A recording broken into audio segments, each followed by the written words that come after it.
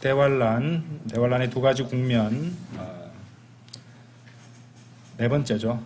두 가지 국면이라는 그 소제목으로 공부하는 그 주제로 시간으로 네 번째인데 일곱 봉인에 대해서 이번 시간에 좀 살펴보도록 하겠습니다.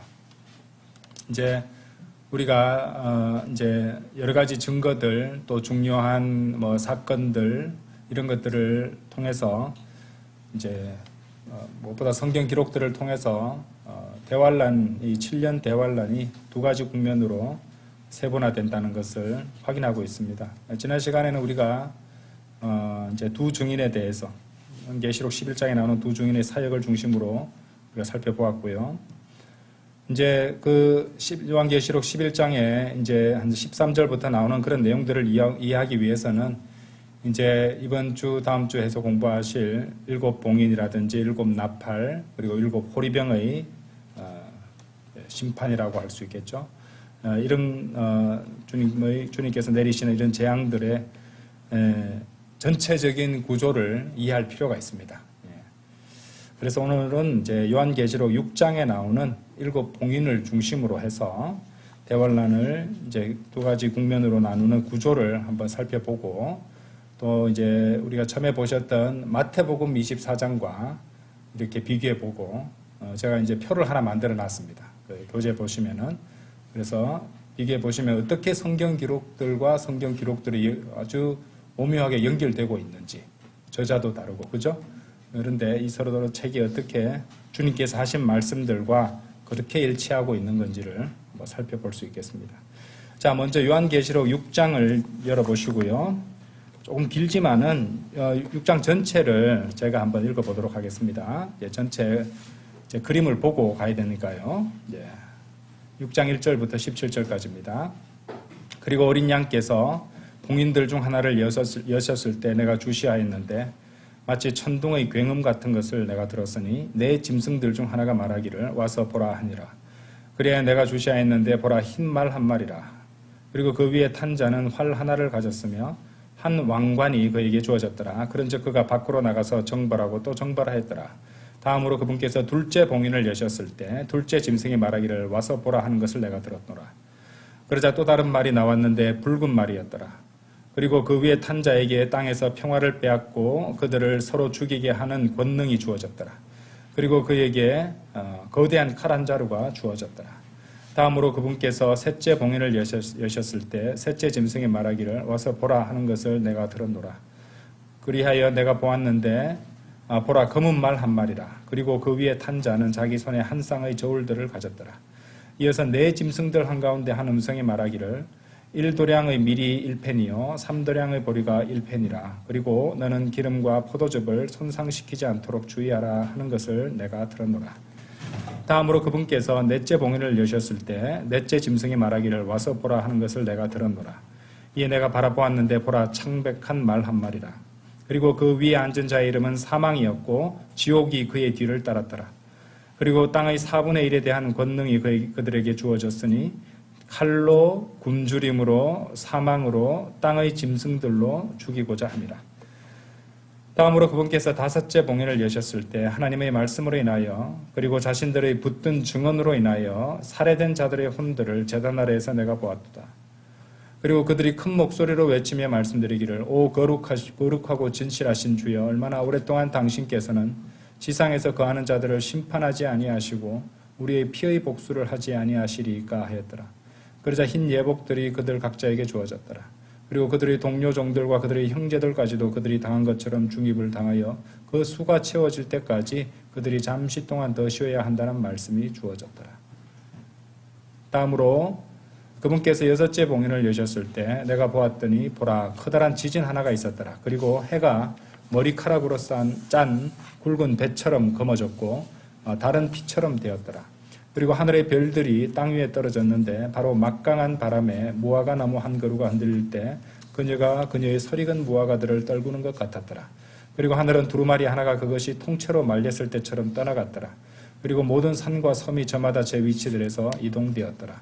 그러자 땅의 왕들과 위대한 사람들과 부유한 사람들과 총대장들과 막강한 사람들과 모든 노예와 자유로운 사람마다 토굴들 속과 산들의 바위들 속에 자신들을 숨겼더라.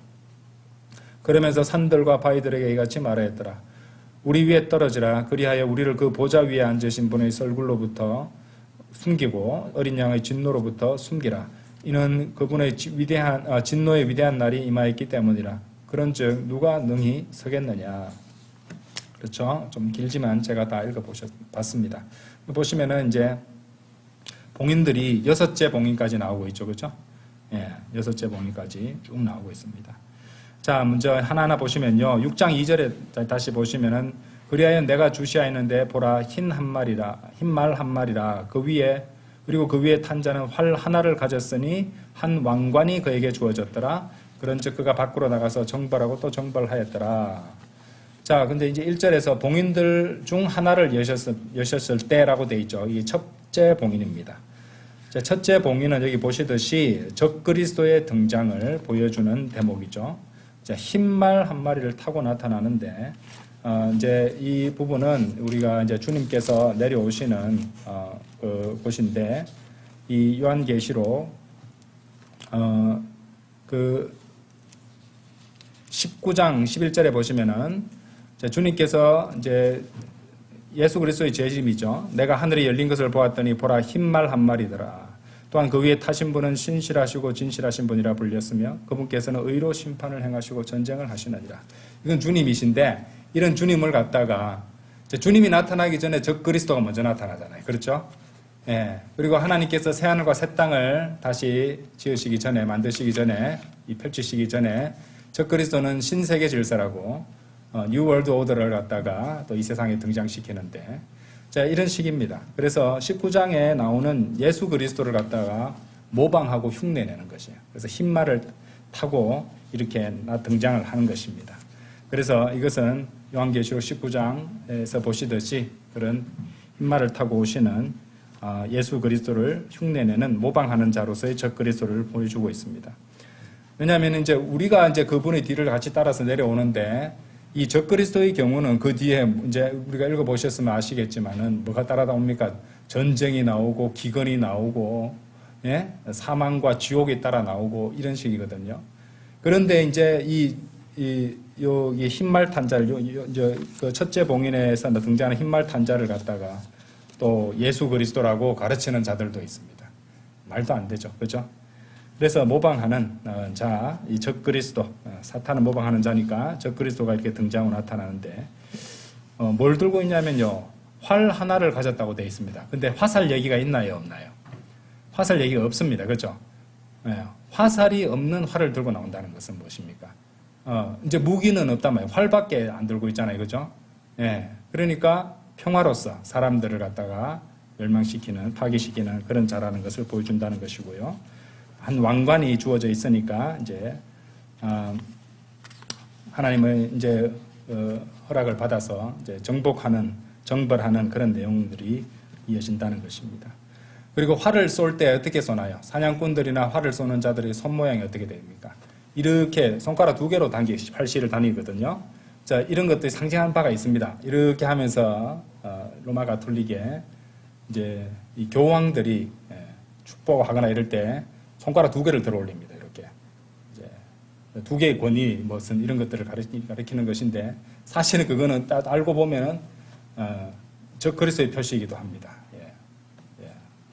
활 없는 그러니까 화살 없는 활을 가지고 활을 당기기 위한 그 손 모양을 나타내고 있다는 것이죠.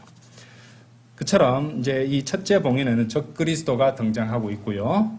예. 한 왕관이 주어져 있으며 우리가 요한계시록 19장에서 보게 될 우리 주 예수 그리스도의 이제 흰 말을 타고 내려오시는 예수 그리스도를 모방한 자의 그런 면모라는 것을 이해하시면 되겠습니다.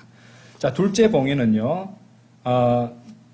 3절하고 4절 나오는데 자, 둘째 봉인을 여셨을 때 4절 보시면은 또 다른 말이 나왔는데 붉은 말이었더라. 그리고 그 위에 탄 자에게 땅에서 평화를 빼앗고 그들을 서로 죽이게 하는 권능이 주어졌더라. 그리고 그에게 거대한 칼 한 자루가 주어졌더라. 이렇게 말씀하십니다.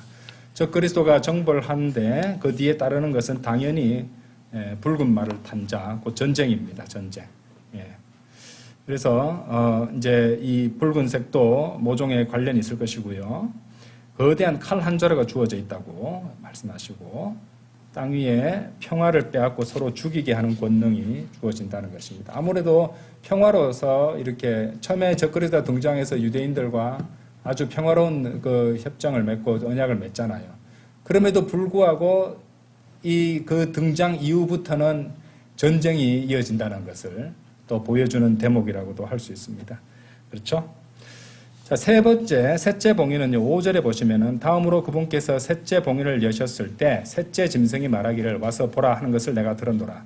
그래 내가 보았는데 보라 검은 말 한 마리라. 그리고 그 위에 탄 자는 자기 손에 한 쌍의 저울들을 가졌더라. 이렇게 말씀하십니다. 검은 말 한 마리. 보통 검은색은 이제 죽음을 상징하죠. 그죠? 예, 그런데 이제 일단은 거기 굉장히 이래 불길할 수밖에 없는 것이 이제 상징하는 바로서 한 쌍의 저울들을 가진 자 이렇게 나오는데 이제 곧 기근을 가리키고 있다는 것이죠. 기근. 그러니까 이제 여기서 보시면은 거기 6절에 보시면은 1도량의 밀이 1펜이요 3도량의 보리가 1펜이라 뭐 이런 식으로 이제 거기 밀과 보리 같은 것들은 주식이잖아요. 그렇죠? 근데 이런 것들을 갖다가 이렇게 마태복음 20장 2절 같은 것을 참고해서 볼 때 이런 하루 품삯인 1펜이라고 그렇게 이제 계산이 되는 걸로 봐서 이때는 이렇게 기근이 와서 충분한 곡식이 생산되지 아니하고 그러므로 이제 하루 품삯으로 하루하루를 연명하게 되는 그런 아주 힘든 그런 상황이 될 것이라는 것을 알 수 있습니다. 요즘에는 이제 식량이 넘쳐나죠. 그죠? 식량이 넘쳐나다 보니 너무 살이 쪄서 문제입니다. 그래서 무슨 주사 같은 게 있나요? 뭐 무슨 이렇게 주사를 맞으면 살이 빠지는 주사 같은 것들이 지금 우리나라에 엄청나게 처방이 많이 되고 있다 하지 않습니까? 전부 다 다이어트 한다 그러고 살 뺀다고 그러고 왜? 너무도 식량이 넘쳐나니까요. 그죠? 하지만 이때는 하루 종일 일에 땀 흘려 일해서 겨우 하루 먹을 수 있는 식량만을 얻을 수 있는 그런 날이 시대가 될 것이라는 것을 우리가 알 수 있습니다. 자, 넷째 봉인은요. 계시록 6장 7절 8절에 나오는데 8절에 보시면은 이제 이번에는 창백한 말 한 마리가 나오는데 그 위에 앉은 자의 이름이 사망입니다. 데스입니다. 데스. 그리고 그 뒤에 지옥이 그 뒤를 따르는 거예요. 사망도 나오고 지옥도 따릅니다. 그래서 이 넷째 봉인이 굉장히 끔찍한 것이 될 것 같아요. 그렇죠? 사망도 나오고 지옥도 나오니까요. 근데 실제로 그 뒤에 보시면 아시겠지만은 땅의 4분의 1에 대한 권능이 그에게 주어졌으니 4분의 1을 죽입니다. 칼로, 굶주림으로, 사망으로, 땅의 짐승들로 죽이고자 함이더라라고 되어 있습니다. 그렇죠? 창백한 말을 탄 죽음이 나오고 지옥이 그 뒤를 따르고, 예. 그렇죠? 땅의 4분의 1을 칼, 굶주림, 사망, 땅의 짐승들로 죽이는데 이 이제 구약 성경에서 하나님께서 심판하시는 그런 것들을 보면요. 이제 연결이 좀 되는 부분이 있습니다. 에스겔서 한번 열어보십시오. 에스겔서 14장 21절. 에스겔서 14장 21절에 보시면은 자, 이는 주 하나님이 이같이 말하기 때문이라 하물며 내가 나의 4가지 극렬한 심판들 보이죠? 하나님께서 나의 4가지 극렬한 심판들로 제시하신 게 있어요. 자, 칼과 기근과 고약한 짐승과 역병을 예루살렘 위에 보내서 사람과 짐승을 그곳으로부터 끊어버릴 때는 얼마나 더 그러하겠느냐라고 말씀하시죠. 그래서 하나님께서 사용하시는 4가지 극렬한 심판들, 자, 요한계시록 여기 나온 것과 비교해 보시면은 어떻게 됩니까? 자, 거기 칼, 그 다음에 요한계시록 굶주림, 사망, 땅의 짐승들이었잖아요. 그죠? 그런데 이제 거기 구약성경 에스겔서 15장에 나오는 하나님의 4가지 극렬한 심판들은 칼과 기근과 굶주림은 서로 연결이 되어 있습니다. 그렇죠? 칼과 굶주림, 기근하고 거의 같은 개념이라 보실 수 있겠고요. 그 다음 또 뭡니까? 세 번째가 고약한 짐승, 여기도 고약한 짐승이 나왔잖아요. 땅의 짐승들, 고약한 짐승들 연결되어 있고요. 그 다음에 역병이잖아요. 역병. 그죠? 역병인데 역병을 갖다가 뭐와도 연결시킬 수 있겠습니까?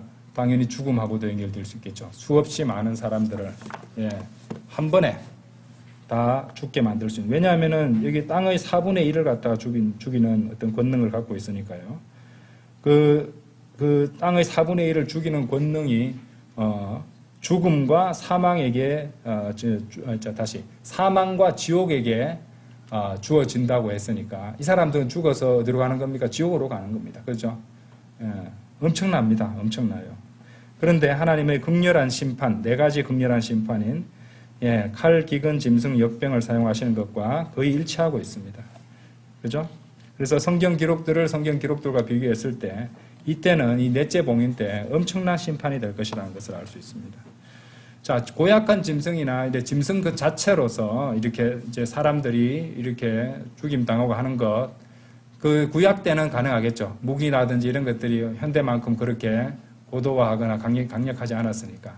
근데 요즘에 현대인들이 고약한 짐승이 나온다고 두려워합니까? 안 두려워합니다. 뭐 탱크라든지 뭐 헬리콥터 같은 거 보내가지고 기관총이나 아니면 때로 죽이려면 미사일을 쏘버리면 된다고 해서 우습게 볼 겁니다. 그렇죠? 근데 이 고약한 짐승이 또 장차 미래에는 어떤 위협이 될 수 있냐면은, 이제 이전에 우리가 코로나 같은 것들이 이제 짐승에게서 인간에게 옮겨진 병이었잖아요. 그죠? 이제 이런 것들을 생각해 볼 수 있다. 옛날 같은 몰랐겠지만은 짐승을 통해서 역병이 창궐하게 될 수도 있다는 거예요. 코로나의 경우와 같이. 그래서 근데 땅의 4분의 1이 그 정도 죽이려면요, 전쟁으로 죽일라 해도 끝도 없고, 이 전염병, 역병에 의해서 그렇게 엄청난 수의 사람들이 죽게 되는 무시무시한 심판이 이 넷째 봉인에 포함되어 있다는 것입니다. 자, 그래서 정말로 무시무시하다고 말할 수 있는데, 이제 여기까지가 전 3년 반입니다. 아직 본격적인 것이 후 3년 반인데, 그렇죠? 여기까지가 전 3년 반이에요. 그래서 첫째 봉인에서 넷째 봉인까지를 전 3년 반으로 우리가 이해를 할 수 있는데, 이것에 대한 증거는 아까도 말씀드렸듯이 이제 마태복음 24장을 통해서 또 증거하도록 하겠습니다. 자, 다섯째 봉인이에요. 6장 9절부터 11절까지입니다. 다음으로 그분께서 다섯째 봉인을 여셨을 때 하나님의 말씀으로 인하여 그리고 자신들이 붙든 증언으로 인하여 살해된 자들의 혼들을 제단 아래에서 내가 보았도다. 그래서 순교당한 이 순교자들이 나옵니다. 환난 성도들, 순교자들이 나옵니다. 제단 아래에서 주님께 피의 복수를 간구하고 있어요. 10절에 보세요. 오 거룩하고 진실하신 주여, 얼마나 오랫동안 당신께서는 지상에서 거하는 자들을 심판하지 아니하시고 우리의 피의 복수를 하지 아니하시리까 하였더라. 그런데 11절을 보시면 하나님께는 다 이유와 계획이 있다는 걸 알 수 있죠. 그죠? 그래서 요즘 사람들은 철없이 이런 말 합니다. 하나님이 계시다면 저런 인간들은 어떻게 저래 그냥 내버려 두시는가? 하나님께서는요, 지금 우리가 앞에서 보셨던 그 심판들만 해도 몸서리 쳐질 정도 두려운 심판들인데, 그분께서의 하나님의 진노도 완전한 진노고요. 무시무시한 진노가 될 것이고, 그분의 심판도 완전한 심판이 되실 것이기 때문에 그분의 방식대로 그분의 타이밍에 하시는 것이에요. 예. 그렇죠? 하나님께서 우리와 같은 그런 어떤 감정으로 이렇게 불완전한 그런 분이었다면 우리는 진즉에 다 사라졌을 것입니다. 그렇죠? 예. 감사드려야 되는 거예요. 근데 하나님께서는 다 보고 계시고 다 갚아주십니다. 예. 다 갚아주세요.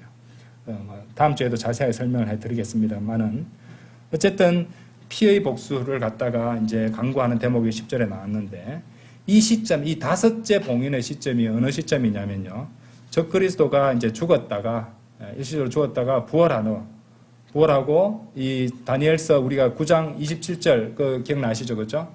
거기서 이제 가정함들의 뒤덮음으로 그것들을 황량하게 되는 시점, 직후가 될 것입니다. 그렇죠? 이것이 이제 적그리스도가 이스라엘과의 언약을 파기하고 성전에 앉아서 자신을 갖다 하나님으로 자처하게 되는 그 시점, 직후가 이 다섯째 봉인이 하고 겹쳐지는 부분이다. 이 시점과 연관되어 있다. 이렇게 생각하시면 되겠습니다. 그래서 이 다섯째 봉인부터가 이제 어디로 들어갈까요? 후 3년 반이 되겠죠. 그죠? 예. 다섯째 봉인부터가 후3년 반이다. 이렇게 정리하시면 되겠습니다. 그래서 후3년 반의 시기 초반에 위치하는데 매우 공포스러운 또 진노의 시간이 될 것이라는 것이죠. 자, 그 다음이 여섯째 봉인입니다. 여섯째 봉인. 자, 6장 12절부터 17절까지 아주 길었죠, 그렇죠? 그러니까 우리가 아까 읽어보셨지만은, 그야말로 하늘의 대격변이 일어납니다. 그렇죠? 지상에서도 엄청난 대지진이 생기지만은, 그래서 하늘의 대격변, 무슨 말이냐? 하늘에 큰 혼돈이 일어나는데, 해가 어떻게 돼요? 해가 머리카락으로 짠 굵은 배처럼 검어졌다는 말이가. 해가 완전히 검어졌다는 말, 새까맣게 검어졌다는 것이죠. 그 다음에 달이 피처럼 되었습니다. 별들이 떨어지죠. 자, 이 말이 뭐예요? 그러니까 암흑 상황이 된다는 말이에요. 암흑 상황이 된다는 것이고요. 심지어 하늘은 두루마리처럼 말렸을 때 그렇게 말렸을 때 두루마리가 말렸을 때처럼 떠나간다 이렇게 말씀하십니다. 엄청난 지진이 있죠. 땅에서도 모든 산과 섬이 저마다 제 위치들에서 이동될 정도로 대지진입니다. 이제까지 인류 역사상 있어 본 적이 없었던 그런 엄청난 지진이 발생하는 것이죠. 그것이 나중에 자세히 보겠지만은 이 마태복음 24장 29절에서 31절과 일치합니다. 한번 열어보겠습니다. 우선은 마태복음 24장 29절부터 31절 보세요. 자, 그날들에 속한 환란 직후에는 환란 직후라 그랬죠, 그죠? 해가 어두워질 것이요. 아까 우리가 머리카락으로 짠 배처럼, 그렇죠? 굵은 배처럼, 머리카락으로 짠 굵은 배처럼 검어진다 그랬어요. 그러니까 여기 말씀에 나오듯이 29절에 해가 어두워질 것이요. 깜깜해집니다. 달이 붉어지니까 그녀의 빛을 내지 않는 것입니다. 별들이 하늘에 떨어질 것이요. 하늘의 권능들이 흔들릴 것이라. 자, 그러면서 무슨 말이 나옵니까? 그렇게 되고 나서 어떻게 된다 그랬어요. 그리고 그때 인자의 표적이 하늘에 나타나리라. 그리하면 그때에 땅의 모든 지파들이 애곡할 것이요. 그들은 인자가 권능과 대단한 영광과 함께 하늘의 구름들 가운데 오는 것을 보리라. 그리하여 그가 굉장한 나팔 소리와 함께 자신의 천사들을 보낼 것이요. 그들은 그의 택함 받은 자들을 내 바람의 방향에서 한데 모을 것이니 하늘의 이쪽 끝에서 저쪽 끝까지라 이렇게 말씀하십니다. 그러니까 이 여섯째 봉인은 여기서 잘 이해를 하셔야 되는데 이 여섯째 봉인이 바로 예수님의 재림과 연결되어 있다는 거예요. 지상 재림과. 그러니까 거의 이제 7년 여섯째 봉인이라고 해서 그 뒤에 더 있는 게 아니라 거의 7년 대환란의 마지막 부분입니다. 이까지가 이제 여섯째 봉인에 해당한다는 것이죠. 그러면 일곱째 봉인은 뭐냐라고 생각하실 수 있겠죠. 계시록 8장에 나옵니다. 계시록 8장. 요한계시록 8장에 보시면은 다음으로 그분께서 일곱째 봉인을 여셨을 때 하늘에서는 약 반 시간의 간격 동안 정적이 있었더라. 이어서 나는 하나님 앞에선 일곱 천사들을 보았는데 그들에게 일곱 나팔들이 주어졌더라 하고 이제 나오죠, 그죠? 그렇게 나옵니다. 그래서 일곱째 봉인이 열리고 하늘에서 약 반 시간 간격 동안 정적이 있으며 일곱 천사 그리고 일곱 나팔이 언급됩니다. 자, 그러면 이것 때문에 이제 많은 사람들이 일곱째 봉인은 무슨 말일까, 뭘 얘기하는 것일까 생각하기 쉬운데 이제 결론부터 말씀드리자면은 이 일곱째 봉인, 그러니까 물론 이제 첫째 봉인부터 여섯째 봉인까지는 이거 시간 순서처럼 일어나는 것처럼 보입니다. 사실은 그렇게 볼 수도 있고요. 근데 일곱째 봉인은 시간 순서대로 나는 봉인이 아니에요. 일곱째 봉인은 어떤 느낌이냐면은 이제 거기 장차 이제 뒤에서 설명이 나올 일곱 나팔들을 포함하는 어떤 개괄적인 요약의 성격을 지니는 봉인이에요. 그러니까 이제 연대기적 순서로 보시면 안 돼요. 일곱째 봉인을. 왜 그러냐면은 아까도 말씀드렸듯이 여섯째 봉인에서 이미 예수 그리스도의 재림의 상황이 나오는데, 그렇죠? 일곱째 봉인에 하면서 일곱 나팔이 나오거든요. 그 일곱 나팔에 또 재앙들이 있다는 말입니다. 그래서 그 여섯째 봉인의 재앙까지 있고 나서 또 일곱 나팔이 연결되고 하는 그런 게 아니고, 이제 그 사이사이에 일곱 나팔이 또 들어간다는 말입니다. 무슨 말인지 아시겠죠? 그러니까 이제 설명을 차차 드리겠습니다. 너무 이제 혼란스럽게 생각 안 하셔도 되고, 중요한 것은 일곱째 봉인이 여섯째 봉인 다음에 시간적 순서로 이어지는 게 아니라 개괄적이고 요약적인 성격을 가지고 있다. 그리고 이 일곱째 봉인은 일곱 나팔들을 포함해서 기술이 되어 있다 이 말이죠. 그래서 이제 제가 이렇게 설명을 드렸을 때 혼란스러운 이유는 그냥 일반적인 생각을 하시고 그냥 일곱 봉인 또 이렇게 지금 요한계시에 나오는 이제 순서대로 말입니다. 일곱 봉인이 나오고 적그리스도의 활동이 나오고 일곱 나팔이 나오고 일곱 호리병이 나오고 이런 것들이 다 연대기적으로 이어서 되는 것이라고 생각하는 사람들이 많습니다. 근데 사실이 그렇지 않습니다. 그러되면 대환란이 몇 번 끝나는 것처럼 보이거든요. 근데 그렇지 않습니다. 이제 요한계시에 나오는 일곱 봉인, 일곱 나팔, 적그리스도의 활동, 일곱 호리병 이런 것들은 시간적 순서, 연대기적 순서로 보는 것이 아니라 여러분들 거기 사복음서 읽을 때 사복음서 순서, 시간적 순서대로 보십니까? 마태복음 사건이 먼저 일어났고, 예? 마가복음 사건이 일어나고, 누가복음 일어나고, 마지막에 요한복음 사건이 시간적 순서대로 이어졌다고 그렇게 읽습니까? 아니잖아요. 마태, 마가, 누가는 공관복음입니다. 다른 관점에서 그 예수님의 이제 공생애를 또 사역을 갖다가 기술한 것이거든요. 그러니까 그거하고 같은 개념이에요. 그러니까 이제 예수 그리스도의 재림을 사복음서의 네 가지 측면. 그러니까 마태복음은 이제 왕으로서의 예수님. 그죠? 누가복음은 이제 인자로서의 예수님. 그죠? 마가복음은 종으로서의 예수님. 요한복음은 하나님의 아들, 예수님의 신성을 강조하니까 그런 어떤 테마들이 다 있단 말이에요. 주요 관점이 있단 말이에요.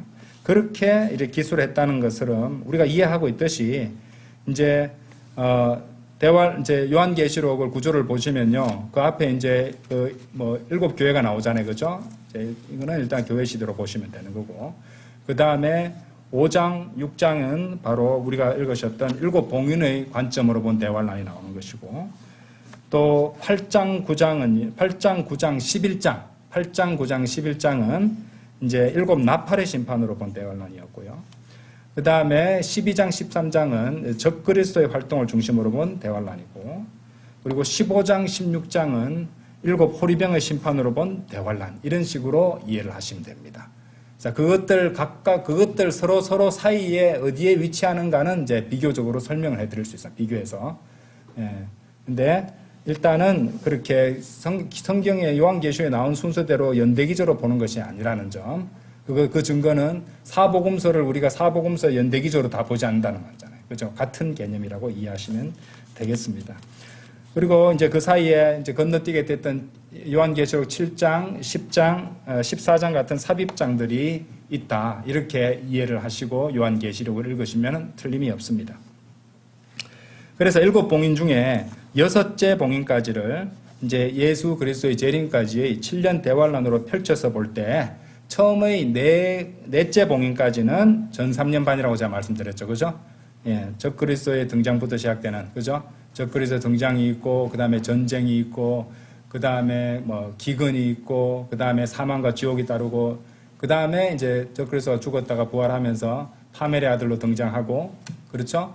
자, 그 다음에 이제 다섯째, 여섯째 봉인이 있고, 이런 식으로. 다섯째 봉인에 환란 성도 순교자들이 나오고, 그렇게 이해를 하시면은 전체가 그림이 그려지실 것입니다.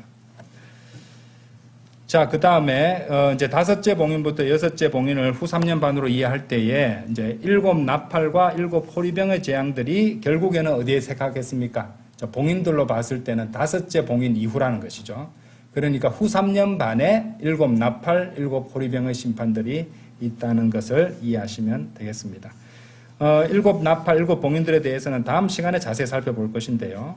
이제 간단히 말씀드리자면 우리가 이제 전체 그 큰 그림을 한번 그릴 수 있어야 되니까 일곱 나팔은 아까 우리가 이제 다섯째 봉인에서 그 환란 성도들이 주님께 복수해 달라고 기도하잖아요, 그죠? 그래서 좀 더 기다리라고 말씀하시는데 그들의 기도의 결과로 일어나는 재앙으로 일곱 나팔을 이해하실 수가 있습니다. 그런 하나님의 진노에 대한 심판으로 보시면 되고요. 그 다음에 일곱 호리병의 심판의 경우에는 이제 시점을 갖다가 특정할 수 있는 게 여섯째 이제 그 여섯째 심판이 있는 그 시점 그 이후로 볼 수 있다 이 말이에요. 여섯째 봉인 아직 봉인이 아니고 이제 다음 주에 공부하겠지만은 이제 그러니까 여섯째 나팔과 일곱째 나팔입니다. 이해되시죠? 그죠? 여섯째 나팔과 일곱째 나팔 사이에 일곱 호리병의 심판이 위치하게 된다. 이 정도까지만 우선 이해해 주시면 되겠습니다. 자, 그래서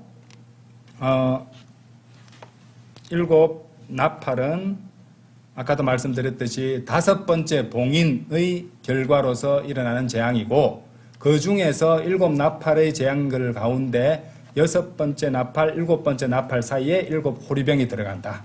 뭐 이렇게 기억을 해주시면 다음 주에 강의를 들으실 때 이해가 잘 되실 것입니다.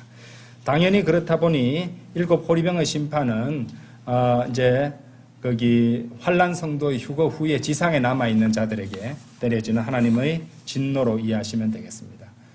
자, 그렇게 이해하시면은 뭐 둘 다 일곱 나팔, 일곱 호리병이나 둘 다 적그리스도의 이 왕국을 대상으로 한 재앙이라는 공통점은 있습니다. 그래서 약간의 차이가 있다는 것, 그것은 이제 다음 주에 설명을 자세히 드리도록 하겠습니다. 자, 이번에는요, 아까 이제 우리가 다 읽어봤습니다. 요한계시록 6장과 마태복음 24장을 한번 다시 비교해 보도록 하겠습니다. 우리가 6장을 다 읽어봤으니까 다시 마태복음으로 돌아가셔서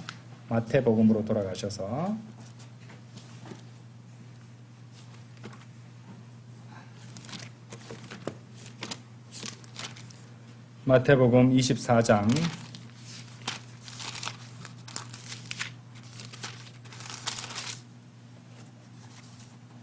3절부터 8절까지.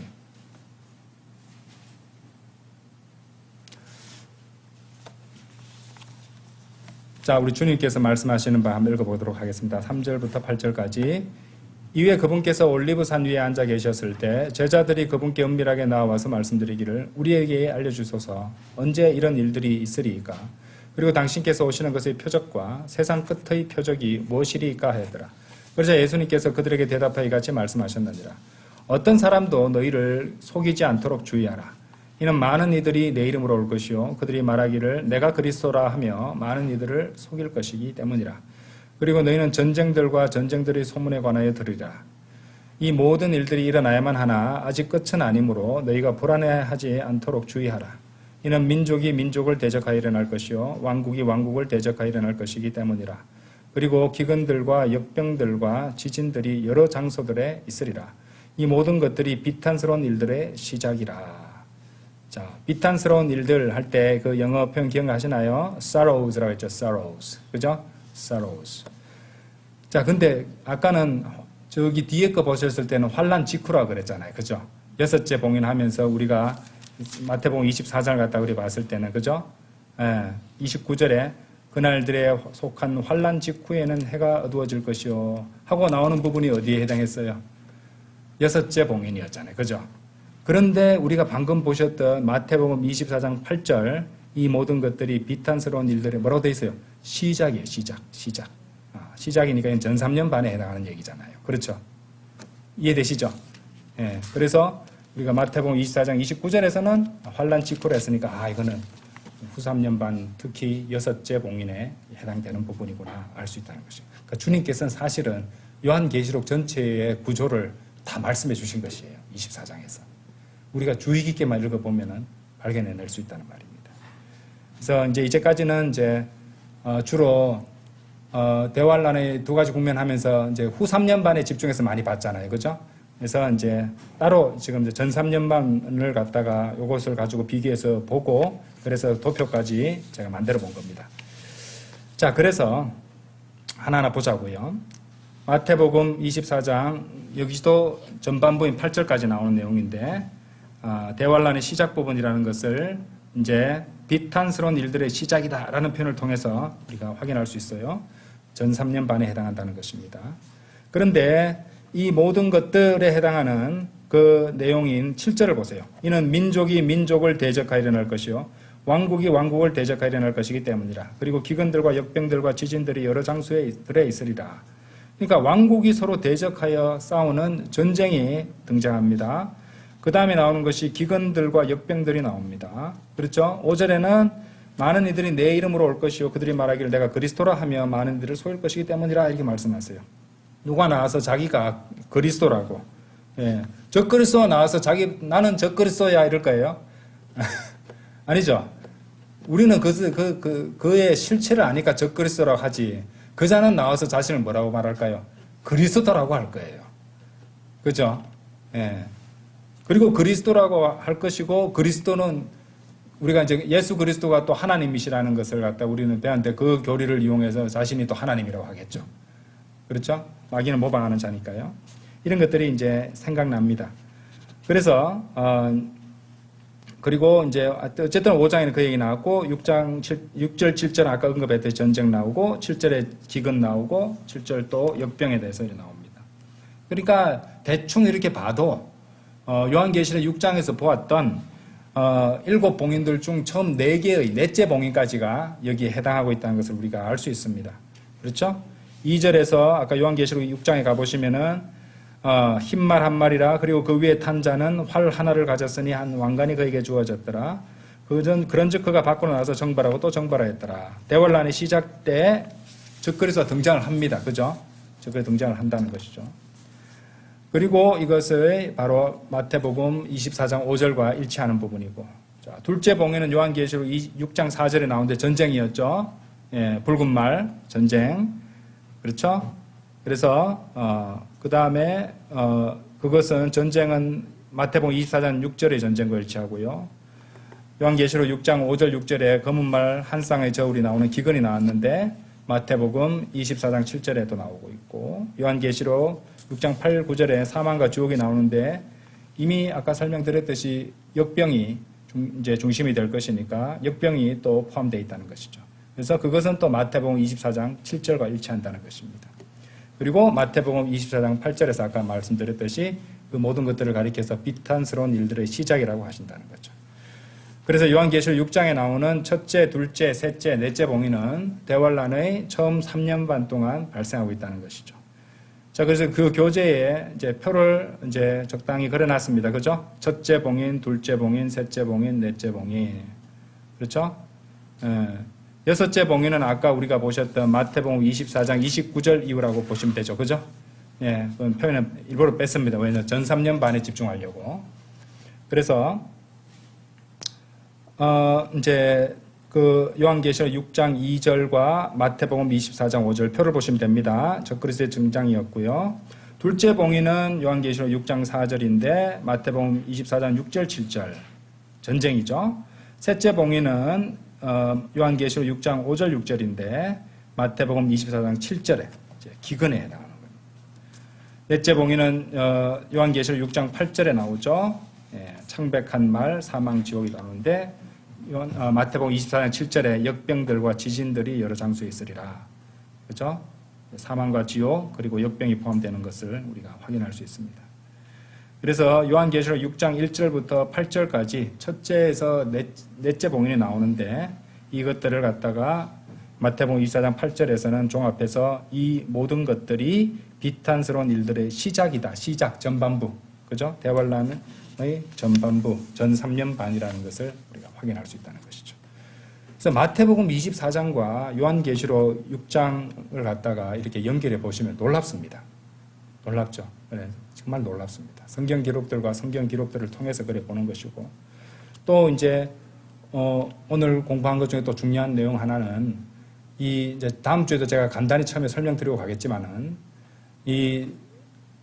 그러니까 뭐 7 봉인이 나오고 적그리스도의 활동이 나오고 7 나팔이 나오고 7 호리병이 나온다 해서 이것들이 전부 다 연대기로 줄 세워서 일어나는 일들이 아니라는 것. 그렇죠? 그래서 7 나팔, 7 호리병은 후 3년 반에 나타난 재앙들이고, 그렇죠? 후 3년 반은 이제 봉인으로 볼 때는 5째 봉인 이후로 보는 것이고요. 7째 봉인은 요약의 개념이었습니다. 그래서 이제 그 후 3년 반에 7 나팔이 있는데 6째 나팔과 7째 나팔 사이에 7 호리병의 심판이 들어가는 그 시점으로 이제 그 위치를 이해하시면은 대충 이해가 되실 것입니다. 자, 이제까지 살펴본 바로 교황으로서의 적그리스도는 처음에 죄의 사람으로 등장해서 유대인들과 평화롭게 언약을 맺게 되지만은 치명상을 받아 죽게 되었다가 다시 부활하면서 파멸의 아들로서 언약을 파기하게 되고, 그렇죠? 자신을 이제 성전에 앉아서 자신을 하나님으로 자처하게 됩니다. 자, 그런 시점이 다니엘서 9장 27절에 가정함들의 뒤덮음으로 그것을 황량하게 만들리니라는 이 말씀에 해당하는 바죠. 이것이 이루어지는 시점이에요. 거기까지가 전 3년 반이었습니다. 그렇죠? 이제 그렇게 이제 적그리스도는 이렇게 한번 보세요. 겉으로는 대외적으로는 평화롭게 활에 화살이 없는 거예요. 평화롭게 그렇게 등장을 해서 유대인들과 언약도 맺지만은 사실 하나님께서는 그자가 그렇지 않다는 그런 거짓 적그리스도라는 것을 본인은 그리스도라고 하면서 나오겠지만은 하나님께서는 그가 적그리스도라는 것을 그 세상에서 일어나는 여러 가지 재앙들을 통해서 심판들을 통해서 보여주시는 것이에요. 그래도 정신 못 차리는 겁니다. 여섯째 봉인 때까지도 이 하나님의 진노고 어린 양의 진노라는 것을 갖다 심판이라는 걸 알면서도 그렇게 숨을 생각한다는 거죠. 그죠? 그런 모습들을 보면은 이때 짐승의 표 기억나시죠? 그죠? 짐승의 표를 갖다 받아들인 자들은 그야말로 영과 혼과 몸이 사탄에게 완전히 점유당하 있는 그런 상태가 될 거라는 것을. 그러니까 판단도 제대로 할 수 없는 상태가 될 것이라는 것을 우리가 알 수 있다는 것이죠. 자, 어쨌든 이제 그렇게 해서 이제 전 3년 반에도 계속 여러 가지 재앙들, 전쟁과 기근과 엄청난 역병. 그러니까 우리가 이전에 봤던 코로나 상황은 아무것도 아닙니다. 아무것도 아니에요. 그래서 그것보다 훨씬 더 심각한 그런 역병이 아주 하나님의 극렬한 심판의 일환으로서 장차 일어나게 될 것이라는 것. 하지만 이 모든 것들 전에 우리는 휴거될 거라는 것. 이것이 핵심이죠. 그렇죠? 후 3년 반에는 적그리스도의 박해, 짐승의 표, 나머지 봉인들, 7 나팔, 7 호리병의 심판이 이어지게 되는데 이 지난주에 공부했던 이 두 증인의 사역도 후 3년 반에 해당하는 거였잖아요. 그죠? 그래서 이분들이 이제 목이 잘렸다가 다시 붙어서 부활해서 올라가는 것이 환란 성도의 휴거의 예표가 되는 것이니까 후 3년 반 그 후반부 일어나는 그런 사건이다. 이렇게 하시면 되고 이런 전무후무한 끔찍한 심판들, 재앙들이 일어나고 마침내 주님께서 재림하시게 된다는 것이죠. 그렇죠? 그래서 우리가 이제 여섯째 봉인을 공부하면서 그것이 마태복음 24장 그 29절 이후에 쭉 읽어보셨잖아요. 그죠? 예수 그리스도의 재림과도 연결되어 있는 부분이니까 그렇게 해서 주님께서 지상에 내려온다는 것이죠. 그래서 이제 지상에는 대환란의 기간 동안은 적그리스도의 날들이 이어지는 거예요. 근데 이제 대환란이 일어나기 전에 우리가 휴가 되면은 셋째 하늘에서는 우리가 심판을 이제 그리스도의 심판석을 통과하면서 우리가 아주 정결하게 점도 없고 흠도 없고 주름도 없는 그런 아름다운 신부의 모습으로 단장하고 어린 양의 혼인식이고 혼인식을 마치고 아까 요한계시록 19장에서 보시듯이 주님께서 흰말을 타고 내려오실 때 우리도 그 뒤를 따라 내려오는 겁니다. 그래서 신혼여행을 갖다가 다시 내려오시는 거예요. 그렇게 이해를 하시면은 정확하게 이제 이해를 하시는 것으로. 그래서 이제 그러면은 이제 이런 틀을 가지고 성경을 읽어 나가면은 이제 거기서 살을 붙여 나가시는 것이에요. 그렇죠? 이것이 굉장히 중요합니다. 자, 다음 시간에도 계속해서 이제 이렇게 공부하시도록 하겠습니다. 다 같이 기도드리겠습니다.